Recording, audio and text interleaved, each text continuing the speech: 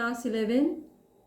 Today in this video session, I'm going to continue with the second chapter that we had been discussing in the previous video. So today's discussion is of lesson Writing and City Life, and in this chapter we are going to discuss the development of writing. As in the previous video, I told you that why the chapter has been given the title Writing and City Life. So this is because this Mesopotamian civilization became famous as one of the ancient city which had developed in writing, and thus the topic here is the development of writing. Okay, the development of writing in Mesopotamia.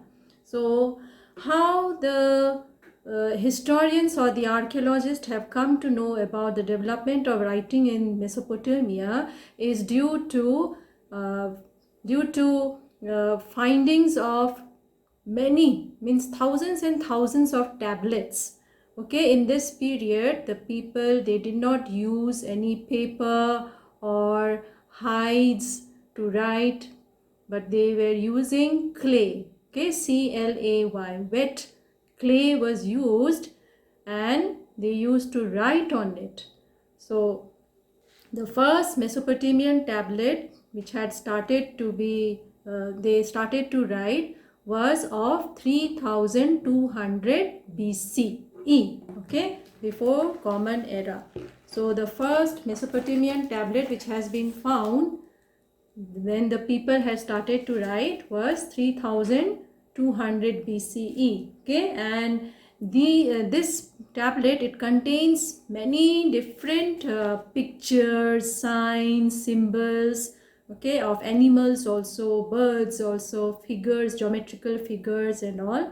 And this is and they started to write in a new manner, okay, and this way is known as cuneiform writing. Okay, see, in your book you'll get these were about 5,000 lists of oxen, fish, okay, bread, loaves, etc. in this writing of the tablet which they have found in the found of 3200 BCE. Okay, so, and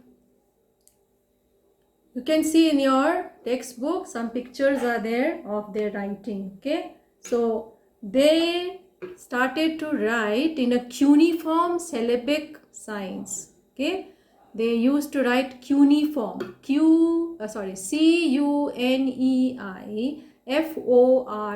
So the cuneiform means it is a Latin word. Okay, Latin two words. Cunus means wedge. Okay, cunus means wedge, and forma is form, okay, a shape. Okay, cuneiform, wedge shaped writing, W-E-D-G-E, wedge shape is so it's like this. Okay, this type of wedge shape, maybe in this way or this way, or maybe on the top or on the bottom, or maybe twice, like that. Some signs were there, and this was known as cuneiform writing. Okay, 2600 BC letters became cuneiform, and the language used was Sumerian. So this cuneiform was the script they used to write on the tablets. And what language were they using? The first language they used to write in cuneiform writing was Sumerian language. Okay, so the first language written on the tablet was the Sumerian language. By 2400 BCE, they started to change it into another language, and Sumerian was replaced by Akkadian, A-K-K-A-D-I-A-N, Akkadian language. Okay, now how do these people in Mesopotamia wrote on these tablets? They cannot write when it is dry. Okay, these tablets are made of clay. So the scribe here means the writer, the person who used to write on the tablets. They were known as scribe or scribes. Okay, so they used to wet the clay, and when the clay was wet, with the help of a wedge shaped stick, or maybe stick, or a wooden stick, or a bone also, wedge shaped, they used to write when the clay was wet. Okay, see, they would pat it like this. So this is one of the tablets. In your textbook you can find the picture. Okay, so when the tablet was wet, okay, they used to write on it, okay, and keep it for drying up. So in this way they have preserved so many different records, documents on mathematics, astronomy. Okay, so in this way they used to write on the tablets. Now, why the people of Mesopotamia needed, why there was a necessity of writing for them? Okay, so number one is they used to keep records. What records now? As Mesopotamia was developing into towns and cities grow when there is trade and communication. Okay, so when trade and communication was going on, was becoming active, so they had to keep some records of their trade, of their export and import, their loss and profit. So all these records they have to keep. So for this, a necessity came for writing. Number two, for making dictionaries. Okay, what is the meaning of dictionary? Dictionary is a book where you find the meanings or synonyms of many different words. So they started to write because they wanted to have a dictionary. Okay, then number three, for giving legal validity to land transfers. Okay, in this period people were transferring lands among themselves or between themselves. So who is buying, who is selling, all these they wanted to preserve it, they wanted to record it. So the validity here means legal validity here. All these transfers of lands were done legally.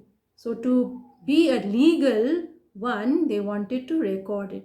Okay, and for a time period.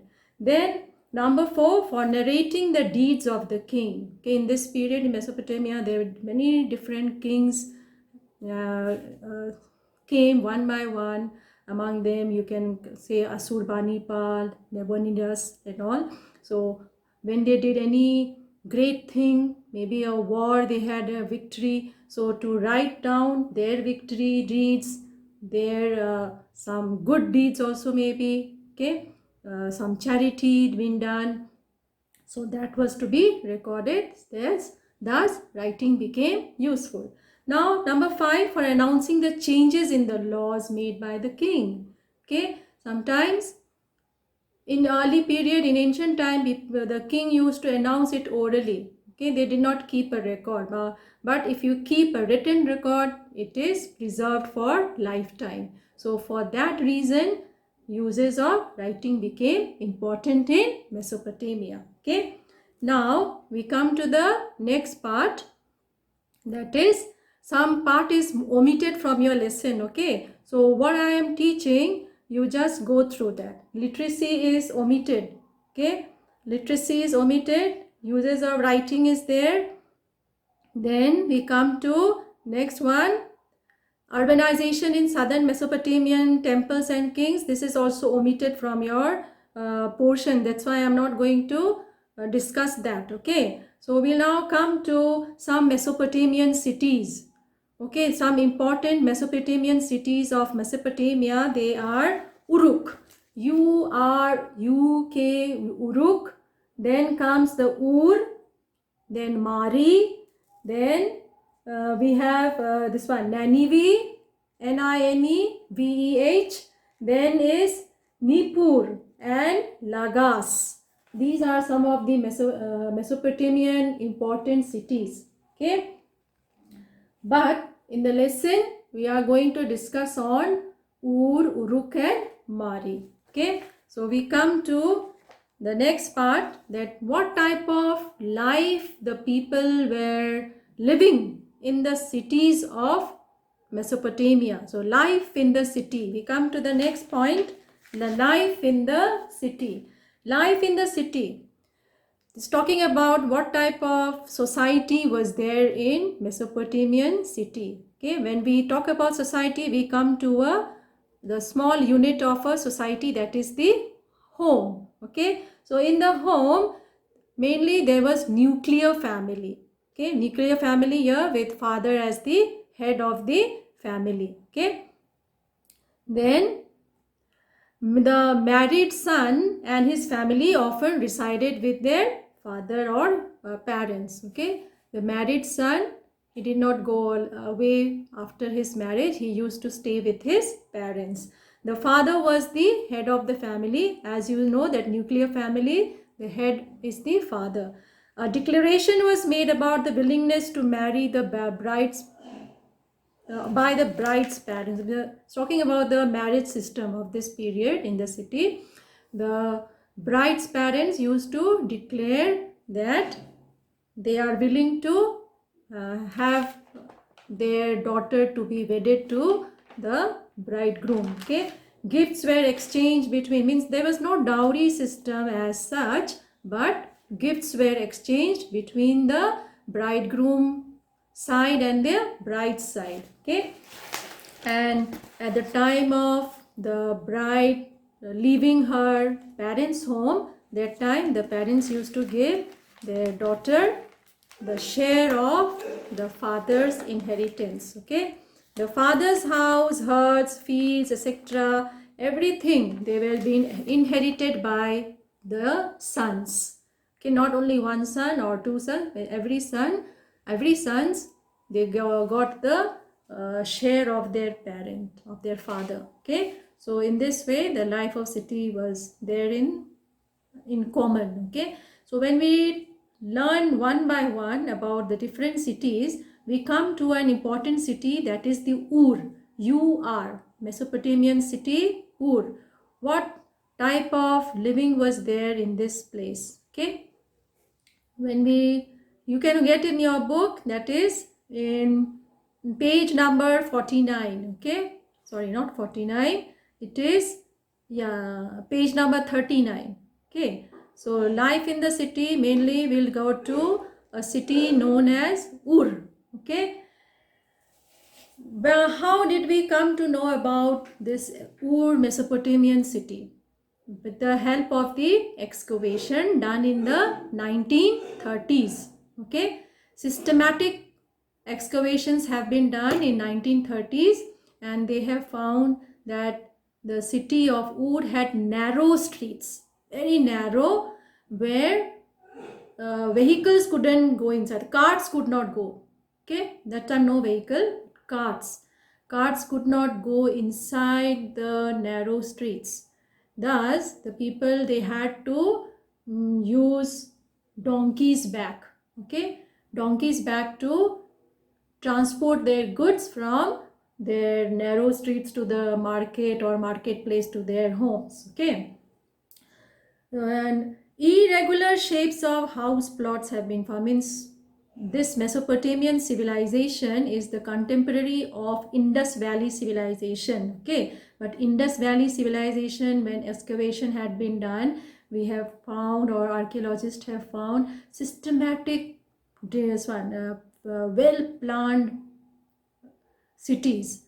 But here Mesopotamia, we see lack of well planning of cities. Okay, so irregular shapes of house plots have been found, absence of town planning. Okay, town planning is absent, means the authority or the leader of the Raja or the king, he doesn't know about proper town planning. Okay, now no street drains have been found. When we compared it with Indus Valley civilization, drainage system was very the drainage system was one of the best drainage system of ancient civilization. Okay, but here we find in Mesopotamia, the no street drains are there. Drains and clay pipes were only found in the inner courtyard. Okay, in the inner of the house, in near the courtyard only, they have found, archaeologists have found some clay pipes. Okay, house roofs sloped inwards. Mainly house roofs are sloped outside, but here the house slopes were inwards, and rainwater thus flowed through the drain pipes into sumps in the inner courtyard. Okay, the water did not flow outside the house, it used to flow inside the house because the roofs of their house were sloped inwards. Okay, house roofs, people swept all the household waste into the streets. Okay, all the waste materials from the house were swept away on the streets, and this made street levels rise up. Okay, so now, daily the waste materials were being thrown outside. That's what happened. The streets became the streets started to rise up. Okay, then light came into the rooms, not from the windows. Means there was absence of windows, but light came from the doorways. Okay, there was absence of windows, so no light from the windows. So from where did the house go, get the light of the sun? It got it from the doorways. Okay, opening into the courtyard, giving privacy to the people in the house. Means why was there absence of windows? Because they wanted to live in privacy. Okay, so that's why there were no windows, and the light of inside the house entered through the doorway. Next one is, they were superstitious people. Okay, the Mesopotamian people, they were superstitious, and when they used to make their house or build their house, they used to follow some rules. Number one, they thought that raised threshold brought wealth. Okay, raised threshold here means the surrounding of the house, if it was risen up, it would bring wealth in the house. Okay, so that was one superstition. And number two, a front door that did not open towards another house was lucky. Okay, means the door shouldn't open opposite to the other house, the front door of the house. Okay, the front door of the house shouldn't open opposite to another house.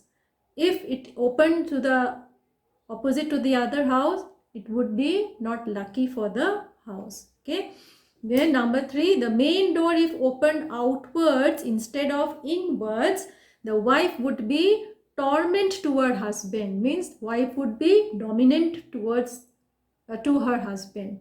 Okay, if the main door opened outwards, not inwards. So mainly people now try to build their house or construct their house and had their doors opening inwards, so that the women, the wife, wouldn't be dominant, okay, over them. There was a town cemetery at Ur. Now talking about the burial place. Okay, where did they used to have their when the dead body was to be, whether they used to burn it, whether they used to bury it, but excavations have found that there was a cemetery. Okay, and some burials also have been found under the floors of ordinary houses too. Means two types of thinking was been there, that there was a huge common cemetery for everybody, and sometimes some burials have been found in the ordinary houses too. Maybe they may be very, dead bodies may be very loved ones, so they wanted to bury them in the house itself. Okay, so this was being followed. So today I end up here with the lesson ending with life in the city in Ur. The next class we'll be doing with another city, that is pastoral city, one of the famous city of Mesopotamia, that is Mari. Okay, you get in the next page, that is page number 41, a trading town in a pastoral zone. Okay, so when I discuss in the next video you should also read it from beginning. Okay, and as I discussed, I think it will be clear for you to follow it and know it. Okay, easier understanding will be there. So I end up here, and as soon as we finish this chapter, I will be sending you the notes through school app. Okay, so thank you for today. Stay home, stay safe, Do it for self. do it for your family, do it for India. Let's break the chain of COVID-19. हम होंगे कामयाब, जय हिंद। हम होंगे कामयाब, जय हिंद। हम होंगे कामयाब। जय हिंद।